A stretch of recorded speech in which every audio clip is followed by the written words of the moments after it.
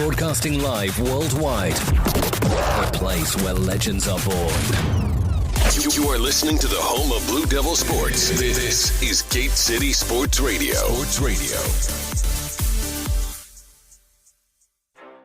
This is Macy Mullins of the Gate City Girls basketball team, and you're listening to Blue Devil Sports. This is Gate City Sports Radio. This is Kaylee Dunn of the Gate City Girls basketball team, and you're listening to the home of Blue Devil Sports. This is Gate City Sports Radio. Go Big Blue!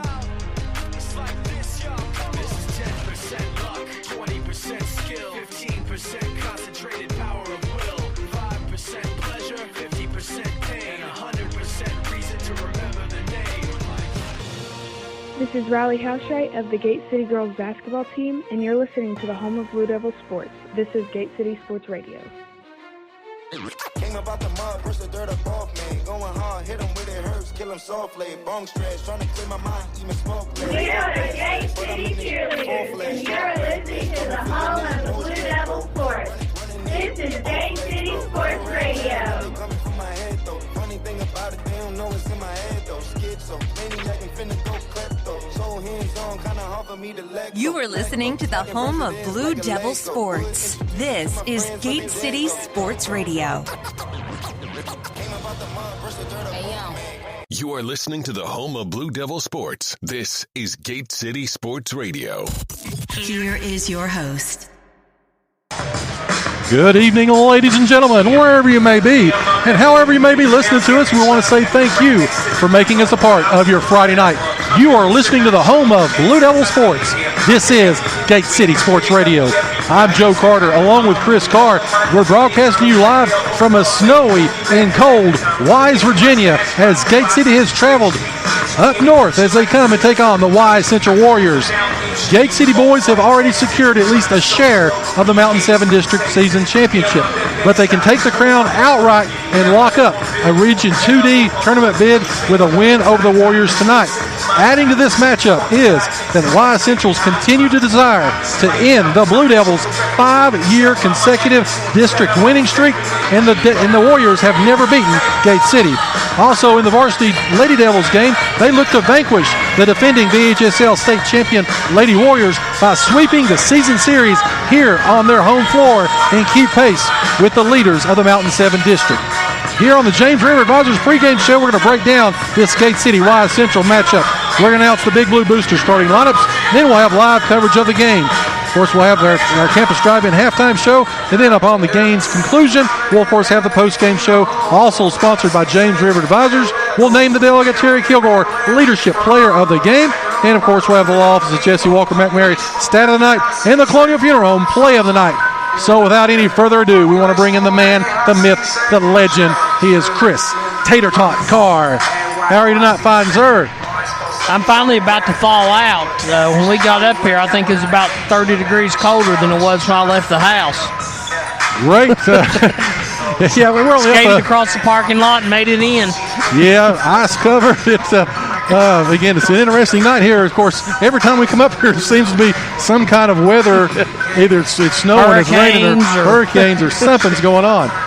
Again, want to say thank you, of course, always to our sponsors. And again, we're up here in the middle of all this with internet. We'll see how long we stay on the air tonight. If for some reason we drop, please stay with us. Again, we'll be back on the air just as quickly as possible. Again, in these gyms with Wi-Fi, with the connections, you never can tell. So we'll stay on the air as long as we can. So, Chris, great ball game coming up here. Again, the girls and the boys in this matchup here. Talking about the girls game really quick. Gate City really took Wise Central to the woodshed back on January 14th, a 64-40 pounding. Again, they knocked off the defending state champions, led by Sarah Thompson's 29 points. She almost had a triple-double that night, if you remember. And then, of course, Macy Mullins got in the act as well, 8 points. Braylon Steele had 7, and Lexi Irvin had 7. In that ball game as well, Hannah Carter led the Lady Warriors with 11, and Jillian Sturgill had 10. That was the only Lady Warriors in double digits. So, with all that said, Chris, what do you think about this matchup here tonight? I hope it's a repeat of January 14th, the game really wasn't even as close as the score indicated. Gate City took control of that early and just dominated every aspect of the game, and really the game was over at halftime. I wouldn't mind to see that again. You know, you always break down the quarters in that ball game. If you remember, what was the score after the first quarter? 9-3. They only give up 3 points to the Lady Warriors in that first matchup. And again, they led wire to wire. So, again, they come in here tonight, of course, just like Gate City beat Union on their home court, at Gate City. They went to Union, and Union vanquished a 22-point loss and knocked off the Lady Devils. Chris, you always talk about the role players play so much better at home. What do you think about this tonight? Well, I mean, you bring up a good point with the Union game. I don't know. We'll see what happens. Gate City, I think, is healthy. We know that their defense is just, I like the word tenacious. Hopefully they'll come out. If they can come out early and get up on Y Central, that's going to bode really well for the game. Gate City, when you look at their averages, is dominating the third quarter. That's their best quarter by far. They're averaging 16.5 points in the third compared to only 9.7 for Wise. So if they can get a lead and go into halftime and then come out and play their third quarter ball, they can blow this thing open. And, of course, Gate City coming in off that 46-44 heartbreaking loss at home to Ridgeview in a game that the Lady Devils had their opportunities to win. Of course, the way that sets it up for the Mountain 7 district, Abingdon right now at 8-1. They still have 3 games left to play. They're at Lee, then they've got Wyatt Central and John Battle. Ridgeview is in second at this point at 7-2, 15-4 overall. Again, they've got 3 games left as well against John Battle, Lee, and Union. Gate City is right now fighting with Union for that number 3 spot. They are both 6-4 in conference play. Gate City, of course, has Wyatt Central here tonight, and then next Friday night they'll be against Lee High. Union still has 2 ball games left. They have John Battle and Ridgeview as well. Wyatt Central, though, right now they're locked in as the 5th seed. They're 4-6 in conference play, and of course they've got Gate City here, and then they will finish up with Abingdon, John Battle, and Lehigh finishing the Mountain 7. So right now, if the playoffs started, Gate City would be hosting John Battle, but 2 games back of Ridgeview. Ridgeview has to lose at least 2 of the 3 for Gate City to have a shot. Again, with Abingdon most likely going to win the conference the regular season, the number 2 team will get the automatic bid to the regional and not have to do sort of a play-in situation in the district tournament. So, with that, the way that works out, does the number 2 team get a bye? Can they rest up to get healthy, or do they still play it? They still have to play it. Okay. But just knowing that they can go in, and of course there's a lot of going back and forth, I know, with athletic direction and coaches, because that sort of de-incentivizes these teams. Okay, well, I've already locked up the number 1 seed, right, and I've got to go ahead and play the first night, and they sometimes trip up. Of course, that would cost somebody else maybe a spot. So anyway, but that's the way it is right now, especially when you got a 3A school locked in with all these other 2. Right. So that's the way the conference shakes out right now. Gate City still has a lot to play for. They're trying to catch Ridgeview, but they want to at least keep that number 3 spot, because that way they would be the number 2 team as we go into the postseason. So, again, that means that you and I don't have to travel as far either. No, of course. Right now, again, Abingdon, if they do win 2 of their last 3, they are the regular season champions. So the road for the girls will go through Abingdon in the semifinals and final matchups. Of course, the first round is satellite locations, which Gate City, being one of the top seeds, would host. Most likely would host John Battle, or maybe this Y Central team. Just depends on how things do shake up. So we're about 5 minutes away from the start of this girls' game. Of course, we'll have the national anthem as well. As we always take it with them. So, but we'll take a quick break, come back, finish our pregame, get you ready for a great night of basketball action. Again, we haven't even talked about the boys in an overflow capacity crowd here. Chris, I've never seen a gym where they'd have to bring out folding chairs to hold everybody. Well, and I don't know if I've seen him. I recognized the fire marshal in Scott County whenever Matt McClung played 2 years ago, because he was standing at the door with a clicker. I haven't seen him here yet, but we are probably pretty close to that here tonight. So great crowd here, a lot of excitement here as Gate City and Y Central toe-to-toe here in just a moment. You're listening to the home of Blue Devil Sports. This is Gate City Sports Radio. You are listening to the home of Blue Devil Sports. This is Gate City Sports Radio.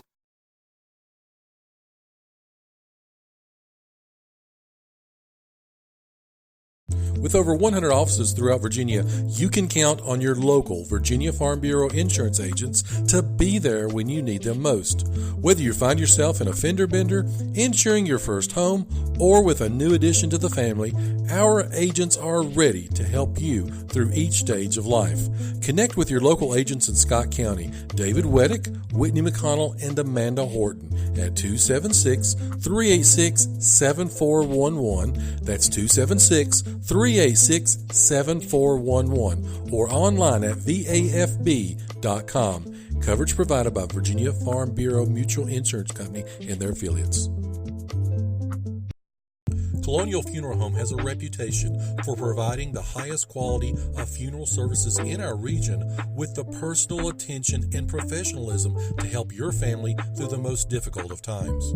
The professional staff at Colonial Funeral Home is committed to providing dignified, respectful, and compassionate assistance for every family with a focus on traditional service offerings, including traditional funerals, military services, grief support, and much, much more.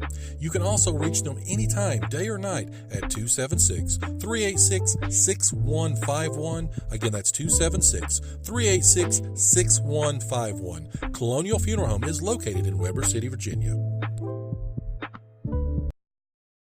You are listening to the home of Blue Devil Sports. This is Gate City Sports Radio. If you or a loved one is being discharged from the hospital and in need of rehabilitation, then look no further than Nova Health and Rehab, a 4-star facility in Weber City, Virginia. They offer a wide variety of services, including skilled nursing, physical, occupational, speech therapies, and outpatient services as well. Tell your doctor or case manager at the hospital that you want to go to Nova Health and Rehab Center, where you will find a home-like environment during your stay. Please call 276-477-5640. Again, that's 276-477-5640. Nova Health and Rehab is a Sabre Healthcare Group facility. You are listening to the home of Blue Devil Sports. This is Gate City Sports Radio. All right, we are back here about 2 minutes away. We'll have, of course, the national anthem here in just a few moments. Again, as we wrap things up here for the girls in the pregame, Chris, of course, as we talked about, Sarah Thompson, Macy really had big ball games last time. Who do you think may be the X factor tonight if Y Central comes out with that concerted effort to shut those two down? Can I give you, I'll start saying, can I give you 2? Can I give you about 5? No, we don't have that much time. You got to say probably Quillen or Houseright. Both of them. Quillen, she hit a couple threes in the fourth quarter the other night. Houseright has just been deadly from the free throw line. But then, as soon as I was about to say those two names, I looked at the scorebook and I saw Kaylee Dunn, Lexi Irvin, Braylon Steele, Brooklyn Smith. Really, any of those girls off the bench can come in and make an impact. I'm going to say Lexi is going to be the X factor tonight again. Watching her warm up here, she really was, seemed like she was in tune. Hit most everything she was shooting, and again, she's starting to develop that post game or that putting back to the basket basically. Well, and I really like Brooklyn Smith coming in the way that she has off the bench also. She's made a huge impact on defense. It's let Houseright stay a little fresh and keep her legs under as well. So I think really any of them could do a good job. Want to give a big shout out to Justin Smith in Honduras, who is listening to us live again. So we're international tonight. Wow, we appreciate that. Appreciate that very much. Muy bueno. All right, so we're going to take a quick break here. We've got the national anthem coming up, so we're going to take it with them. And again, we'll have the Big Blue Boosters starting lineup. So again, you're listening to the home of Blue Devil Sports. This is Gate City Sports Radio. You are listening to the home of Blue Devil Sports. This is Gate City Sports Radio. Oh, say, can you see by the dawn's early light what so proud